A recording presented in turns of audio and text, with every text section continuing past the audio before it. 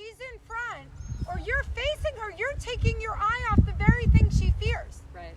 And then she's like, don't you see it? It's a monster. You're like, stay. I got this. We're okay. Mavis is a rescue chocolate lab whose owner, Karen, contacted me when she could no longer walk her due to her intense reaction to seeing other dogs on leash. What she thought was dog aggression actually turned out to be anxiety when meeting new dogs in public. And the anxiety didn't start with you.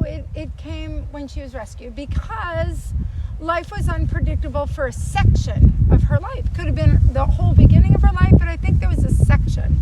But she has kind of a nurturing, placating, crack-filling, want to please, want to do what you want me to do personality. So then life got unpredictable and she got scared, boom, of something that she couldn't control.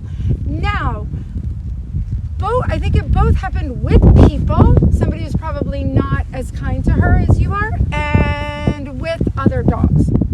So then what happens is when she sees another dog or another person, the adrenaline in her brain and the cortisol starts to brain, and she replays that record of what might happen. Even though it hasn't happened for a long time, it still could just suddenly happen.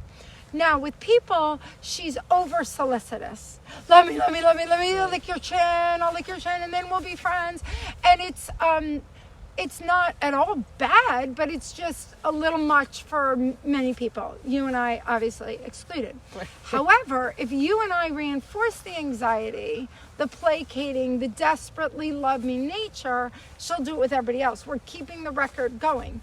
And the energy level really is the same, whether she's being overly solicitous to people or reactive to dogs. It's the same kind of mental impulsivity, right? So here's the issue. It has to start with people. It has to start with you and Rachel. So when you come in and she's like, oh my God, you were gone half an hour. Oh my God, you went to the bathroom. You just have to tell her down, stay, belly up. She has a great belly up, and I just stumbled upon it when I greeted her. Mavis! Good. You keep your fingers low. Touch. Here you go. Mavis! Belly up. Belly up. So if she's belly up, she's still kind of satisfying that love me, love me, love me impulse, but she can't be jumping up because she's on her back. So you're going to really work on belly up. You're going to ignore her when you come in if she's desperately like, I got to kiss you in the face. And you're going to wait until she calms down to then say belly up and reward her with your attention. You also have to do that if you're greeting people. So if you're out here playing Frisbee and Rachel or I or whoever comes up, you want to step on her leash so she's comfortable. Here. Belly up. See, she's like, Sarah loves when I belly up, so I'll do it a lot for Sarah. Wait. So you just want to step on her leash calmly, tell her to wait. And then wait to allow her to greet people until she's calm enough. And if she's calm enough, try to trigger a belly up. You want to do a belly up? And when she knows it more, belly up. Oh, she's so adorable. She's so loving. Good. When you can trigger that belly up, it'll start to become a habit of like running up to people, not jumping on belly up. So we control the impulsivity with the positive and the negative. So here's the other mental thing you want to remember. When you're walking by a dog who is either also anxious or defensive or whatever is going on in their head, you don't want to stop and be like, look at me, look at me, look at me, which some of the dog training things on the internet tell you to do. When you're doing that, you're staying frozen in this ice cube. Eye contact to dogs is confrontational, so now they're like, what the heck? What's happening? Right. And you just want to basically communicate, just on by. Like, that dog is not so friendly. So let's just move on really fast. From other dogs.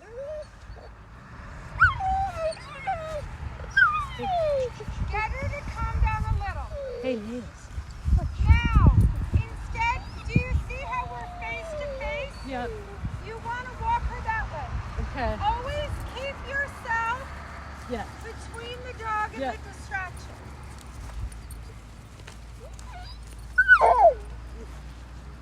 Okay, so you can stop.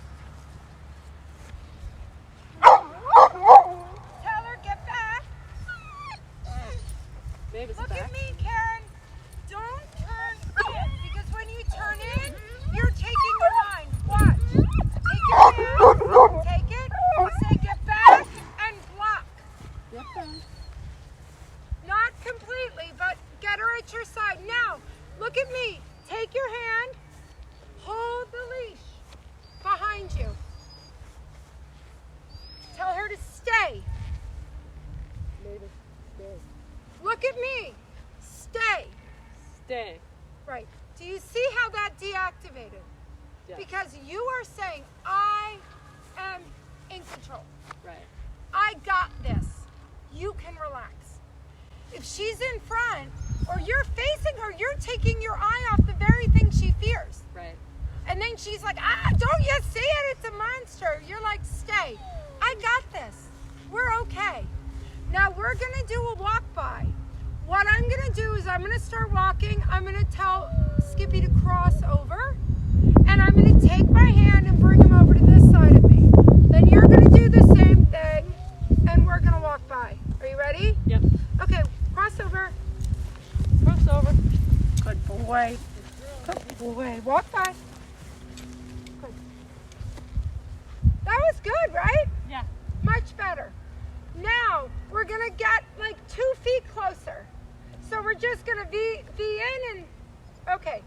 So you tell her to cross over as you're walking. Go. Tell her cross over. Good. Walk on by. Good boy. Good girl, Good Mavis. boy. Girl. Find it. Good boy. Okay. Okay. We'll do it again. Okay. Cross over. Over. Walk on by. Walk on by. All right. Now we're going to stand. See how she now? Look at her tail. Look at how relaxed she is. And we're much closer than we were 5 minutes ago. Now we're going to do the SRS protocol. The SRS protocol is scent, reward, stroll. I am going to walk directly behind you and let Skippy kind of smell your aura. Then I'll say switch, and I will arc around you. You'll walk behind me. And then we're going to try to walk together. We're going to let them scent some things, probably pee on them. And then we'll see if we can bring together 2 dogs who are otherwise reactive towards one another. Come back. We just showed her because we're in charge. She can relax and be a dog. She doesn't have to be in charge of you. She doesn't have to worry. I'm going to float behind you, let her sniff her butt, try to keep her focused. And now you can walk her behind him, let her sniff his butt.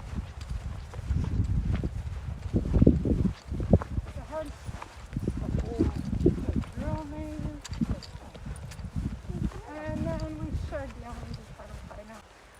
Good girl. Mavis likes you. Mavis says maybe we could play. When should I drop the leash? You can.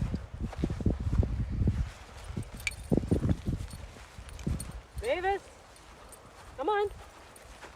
She won't go far. Mavis! But you see Oh. how now she's able to just be a dog. Isn't that fascinating? So after just a little bit of extra time and consideration, using the scent reward stroll or SRS protocol, Skippy and Mavis became fast friends.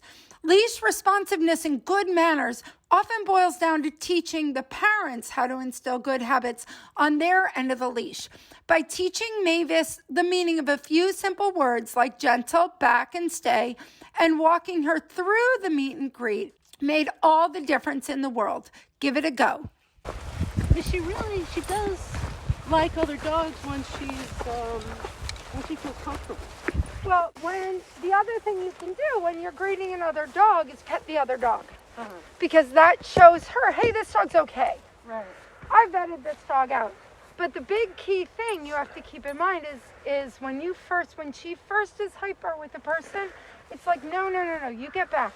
Yeah. And as soon as you did that, her tail was relaxed. Right. She offered what I call a calming signal. She was able to look away. It wasn't a big drama. Right. But as soon as she's out here, she was all sorts of crazy. For more dog training tips, find us at Sarah Says Pets on Facebook and Instagram. And don't forget to subscribe to our channel for all the latest lessons.